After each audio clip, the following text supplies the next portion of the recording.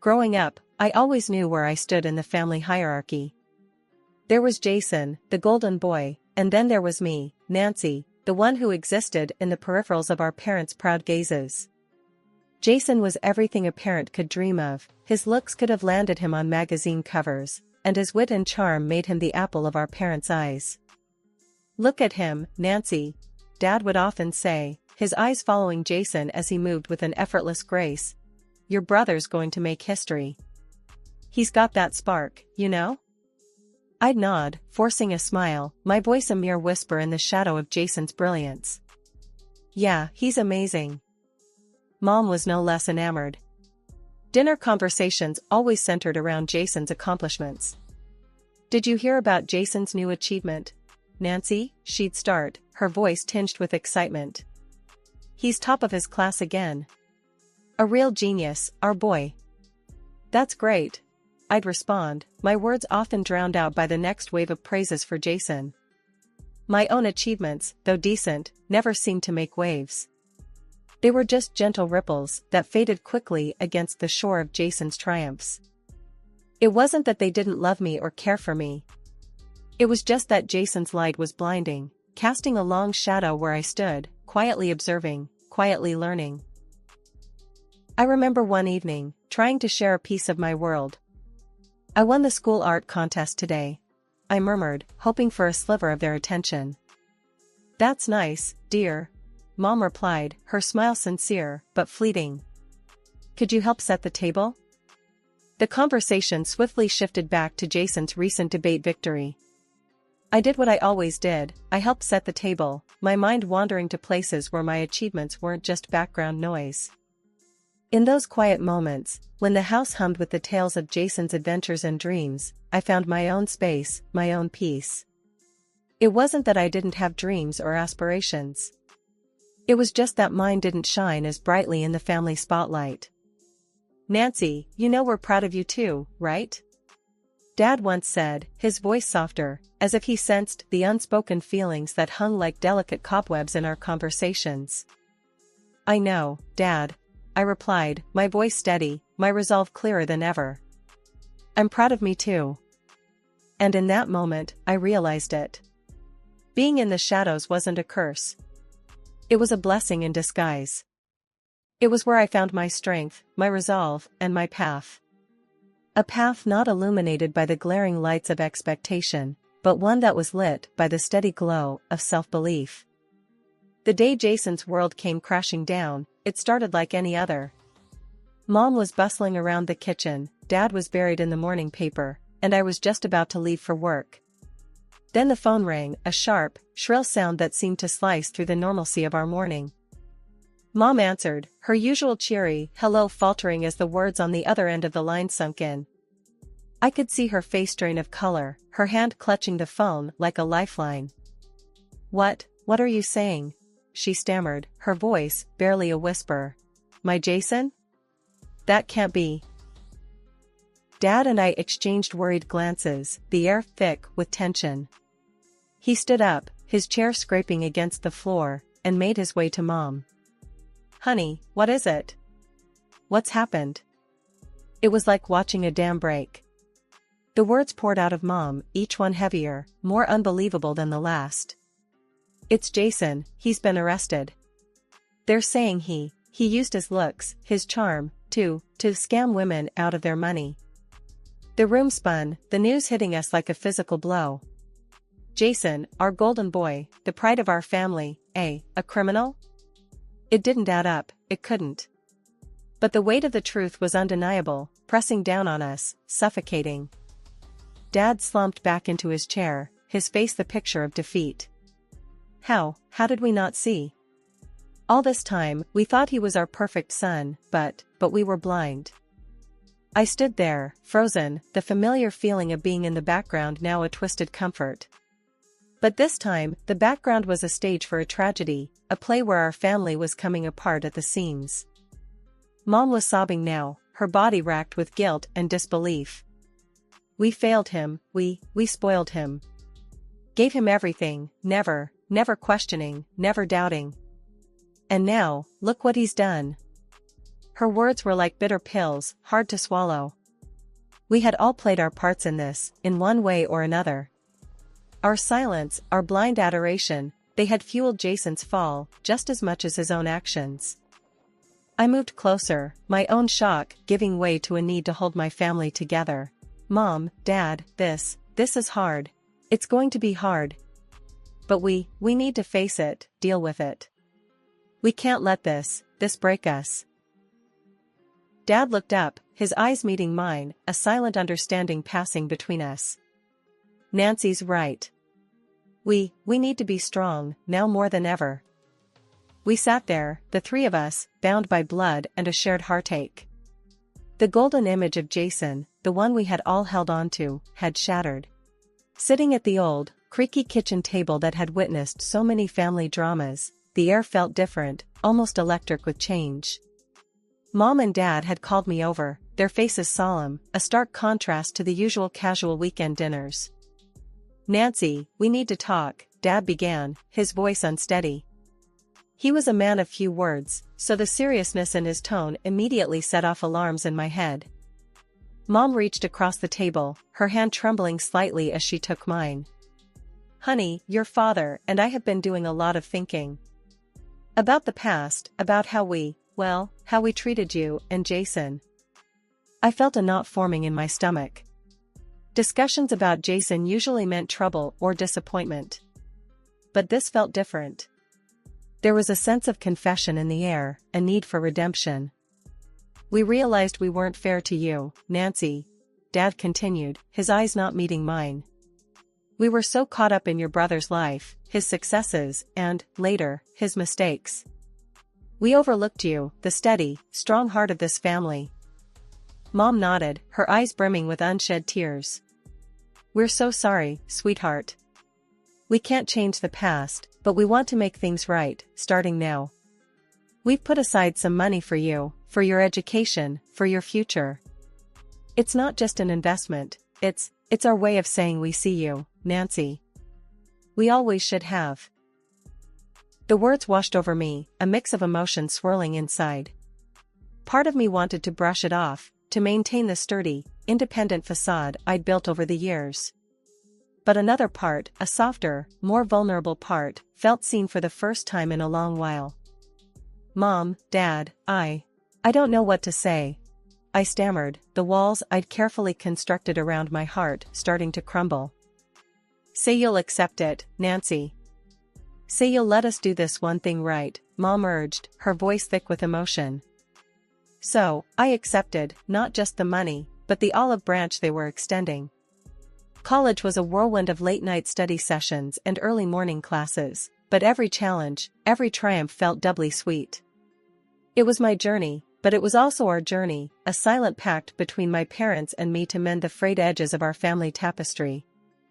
Graduation day was a scene I'd replay in my mind for years to come. Mom and Dad in the audience, their applause drowning out the rest, their faces alight with pride, not just in my achievements, but in our collective healing. Madam Wilson, my students would greet me each day as I entered the classroom of the prestigious private school where I taught. My heart would swell with pride, not just for the title, but for the journey it represented. Life found a new rhythm, a comforting routine of teaching, grading, and quiet evenings in my rented apartment. The savings account for my own place grew slowly but steadily, a testament to my perseverance and independence. During weekend dinners at Mom and Dad's, the conversation flowed more freely, the laughter more genuine. We were rediscovering each other, learning the contours of our lives beyond the shadow of Jason's tumultuous legacy. You're really making a difference, Nancy, Dad would say, his eyes shining with sincerity. Those kids, they're lucky to have you. And we're lucky to have you, honey, Mom would add, passing me another serving of her famous lasagna. You've brought so much light into our lives, especially when things seemed the darkest. And as for Jason, he was like a distant echo, a memory that had lost its sharpness over time. His name rarely crossed our lips, and when it did, it was met with a somber acknowledgement and a quick shift to brighter topics. Life has a way of throwing punches when you least expect it. That's what happened the day I lost Dad. It was a day like any other until it wasn't. The phone rang, shattering the calm of my morning routine. It was Mom, and the tremble in her voice told me something was terribly wrong before she even spoke. "Nancy, it's your dad," she said, each word soaked in grief. He's had a heart attack. He's gone, Nancy, he's gone." The world stopped. Just like that. Dad, the steady rock of our family, the quiet force that held us together, was gone. I couldn't breathe, couldn't think. All I could do was listen to Mom's sobs on the other end of the line. "I need you, Nancy. Please, I need you here," she pleaded, her voice a lifeline in the midst of my own swirling despair. "I'm coming, Mom. I'm coming right now," I managed to say, my voice sounding foreign to my own ears. The drive to my parents' house was a blur. My mind replayed a million memories, each one a sharp reminder of what we'd lost. Mom was a wreck when I got there, her tears a silent testament to the love she'd shared with Dad for all those years. "We didn't even get to say goodbye, Nancy," she cried, her words breaking on each sob. "He was fine last night, and now he's just gone." I held her, two pieces of a puzzle, trying to hold each other together. There were no words, no comfort to be found in the usual platitudes. So, we just stood there, holding on to each other, the silence speaking volumes. The days that followed were a haze of arrangements and condolences. Relatives and friends came and went, each one trying to offer some solace, some sense of normalcy in the face of our raw grief. "I can't believe he's gone, Nancy," Aunt Linda said, her eyes red from crying. "Your dad was such a good man, a real pillar of the community." I nodded, the lump in my throat making it hard to speak. "He was the best, Aunt Linda. The best." And then there was the matter of Jason. The brother who'd cast such a long shadow over our lives was nowhere to be found. Mom, despite everything, had reached out to him, a mother's love overcoming even the deepest hurt. "He didn't even care, Nancy," she told me, her voice hollow. "He just asked about money, about inheritance. As if your dad's life was just some transaction." The anger that flared within me was fierce and protective. "Forget him, Mom. He made his choices. We're better off without him." The funeral was a quiet affair, just a few close friends and family. The absence of my brother was a silent scream in the midst of our mourning, a final proof of the divide that had grown between us. After everyone else had left, Mom and I stood by Dad's grave, the finality of it all hitting us like a physical force. "He loved you so much, Nancy," Mom said, her hand gripping mine. "We both did. We both do." I squeezed her hand back, the gesture a promise, a vow. "I know, Mom. And I love you. We'll get through this. Together." Life was different after that.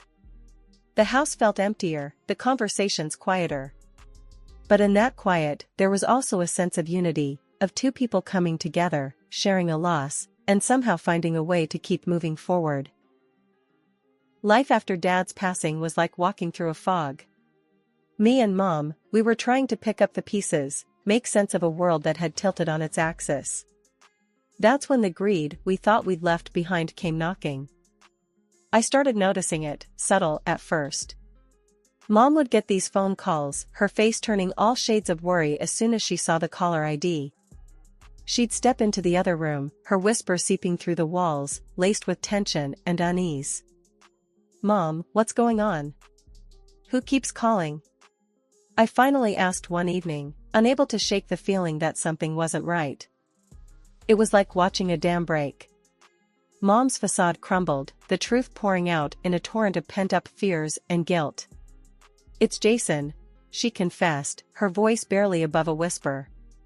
"He's been calling, asking for money. I've been sending it to him, Nancy. I didn't want to worry you." My heart sank, a mix of anger and disbelief churning inside me. "Jason? After all this time, after everything, he has the nerve to ask for money?" Mom nodded, her eyes clouded with regret. I know it's wrong. But he's my son, Nancy. I couldn't just turn him away, not completely. I took a deep breath, trying to steady the storm inside me. Mom, we can't do this. We can't let him bleed us dry. He didn't even care enough to come to Dad's funeral. His greed, it's got no end. The decision was made. Next time Jason called, we'd put an end to it, once and for all. The phone rang, right on cue, Mom's hand shaking as she answered. Jason, listen. She started, her voice stronger than I'd heard in a long time. I can't do this anymore. There's no more money. You need to figure things out on your own. The response was a barrage of insults and threats, Jason's voice a venomous hiss spitting through the phone. But Mom stood her ground, her resolve a newfound armor against his greed.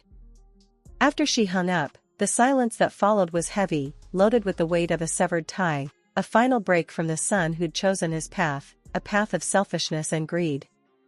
Just when we thought we'd weathered the worst of the storm, life hit us with another cruel blow.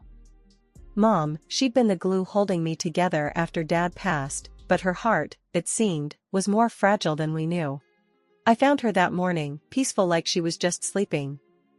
But I knew, the silence in the house screamed it, she was gone. The pain, the loss, it was like a punch to the gut, knocking the wind right out of me. I called Aunt Linda, my voice a shaky whisper, Aunt Linda, it's Mom, she's passed away. The line went quiet, the kind of silence that's heavy with unspoken words. Oh, Nancy, she finally said, her voice thick. I'm so sorry. Your mom, she was one of the good ones. The days that followed were a blur. There were arrangements to be made, people to call. The same people who'd just offered their condolences for Dad were back, their faces etched with shock and sympathy. I was running on autopilot, doing what needed to be done, but inside, I was screaming. How much loss can one person take? First Dad, then the betrayal of cutting ties with Jason, and now Mom. The funeral was a quiet affair, just close friends and family, the air thick with grief and whispered prayers. And once again, the gaping absence of Jason was like a dark cloud, a stark reminder of the choices he'd made, the family he'd turned his back on. After everyone else had left, I stood there alone, the weight of my new reality pressing down on me. Aunt Linda came over, her hand gentle on my shoulder. Nancy, you're not alone in this, she said, her voice firm. You've got family, people who love you. And your parents, they'd be so proud of you, of the woman you've become. Her words, meant to comfort, were a small light in the darkness. But the path ahead was mine to walk alone, a road paved with memories and what-ifs. The house, once filled with the laughter and warmth of a family, now echoed with silence, each room a reminder of what had been, of what was lost. But in that silence, there was also space to breathe, to grieve, and eventually, to heal. The grief was still raw, the loss of Mom like a wound that refused to heal. That's when Jason decided to make his grand return, not with condolences or apologies, but with demands and arrogance. I heard the knock, loud and impatient, echoing through the empty halls of the house that had once been filled with love and laughter. I opened the door, and there he stood, my brother Jason, looking every bit the part of the prodigal son, except there was no remorse in his eyes, just greed and entitlement. Nancy, long time no see, he said, his voice dripping with a false cheerfulness that didn't reach his eyes. Beside him was his wife, her makeup as bold as her husband's audacity. Jason, I replied, my voice steady, despite the storm of emotions inside me. What are you doing here? He smirked, a look that made my skin crawl. Well, sis, now that the old folks are gone, I figured it's time to settle the family affairs. Starting with this house. His words hung in the air, heavy with implications. His wife, standing there like a vulture waiting for its share, chimed in. Yeah, sweetie, why don't you just pack up your things and make it easier for everyone? I felt a flare of anger, hot and fierce. This is my parents' house, my home. You have no right to barge in here and make demands. Jason's smirk widened. Oh, come on, Nancy. We all know Mom and Dad would have wanted me to have this place. I'm the eldest, after all. I shook my head, disbelief and anger mingling in a potent mix. You have some nerve, Jason. You didn't even bother to show up for their funerals, and now you just waltz in here expecting to take everything? His wife snorted, her voice sharp and cutting. Look, let's not make this harder than it has to be. You've had your time here, now it's our turn. We'll be back in 3 days to move in. I suggest you're not here when we do. They turned to leave, their laughter a bitter sound that echoed in the empty halls of my parents' house. I stood there, rooted to the spot, a mixture of grief, rage, and disbelief coursing through me. But as the door closed behind them, a resolve settled in my heart. This was not just a house, it was my heritage, my parents' legacy. I wouldn't let Jason and his greed tarnish their memory, wouldn't let him destroy what they had built with love and sacrifice. I picked up the phone, my fingers dialing the number of Aunt Linda, Mom's lifelong friend and confidant. Aunt Linda, it's Nancy. I need your help. Jason's back, and he's after the house. Her voice, strong and steady, was a comfort in the storm. Don't you worry, Nancy. I'll be right over. We'll sort this out, you and me. We won't let him get away with this. As I hung up the phone, a sense of determination took hold. The battle lines were drawn, and I was ready to fight, not just for the house, but for the dignity and memory of my parents. The air was tense as Aunt Linda and I sat in the living room, waiting. We knew they were coming, the 3-day ultimatum Jason had given was up. When the sound of a car pulling into the driveway reached our ears, we exchanged a glance, a silent agreement that we were in this together, come what may. The knock on the door was forceful, demanding. I took a deep breath, steadied my nerves, and opened it. There stood Jason and his wife, their expressions a mix of arrogance and impatience. Time's up, Nancy, Jason said, his voice cold. Pack your things and get out. This house is ours now. His wife sneered, adding, Yeah, you heard him. Move it, or we'll make you. Aunt Linda stood up, her presence commanding, despite her age. Jason, you ungrateful man, she said, her voice sharp as a knife. You think you can just waltz in here and take everything? You think that's what your mother would have wanted? Jason's face twisted into a sneer. And what would you know about it, huh? You're just her nosy sister. Aunt Linda's laugh was bitter, filled with years of watching a family torn apart by greed. I know more than you think. Your mother made me the executor of her will. She knew exactly what kind of man you'd become. She waved an envelope in front of Jason's face. He snatched it from her hands, tearing it open with a viciousness that made my blood run cold. Aunt Linda's laughter filled the room again, her eyes twinkling with a mix of triumph and sadness. Oh, Jason, you really thought you could bully your way into a fortune? That was just a copy. The original is safe with me, and another copy with the notary. Your mother's wishes are clear and legally binding. She took another copy of the will from her pocket, reading aloud the words that sealed Jason's fate. The house, 200 grand, it was all mine, a final gift from a mother. Jason's anger erupted like a volcano, his words a stream of venom and desperation. This is a joke, right? He stammered. Everything to Nancy? And all I get is a Bible? You can't do this to me. That's my money, my house. You have to share it. But I stood firm, my resolve hardened by years of being overlooked and underestimated. This is Mom's will, Jason. Her final decision. And I'm honoring it, whether you like it or not. His wife pulled at his arm, her eyes darting nervously. Let's just go, Jason. This isn't worth it. But Jason was beyond reason, beyond understanding. It took the threat of calling the police to finally make them leave, their retreat a mix of anger and disbelief. As they drove away, Aunt Linda turned to me, a gentle smile on her face. Your parents would be proud, Nancy. You stood your ground. I looked around the house, my house now, feeling the weight of my parents' legacy, of the responsibility that came with it.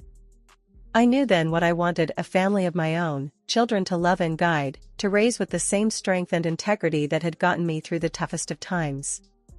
Life had come full circle, and as I stood there, in the home that had seen so much joy and pain, I was ready for the future, ready to build a legacy of my own, one filled with love, fairness, and the quiet strength that had been my companion through it all.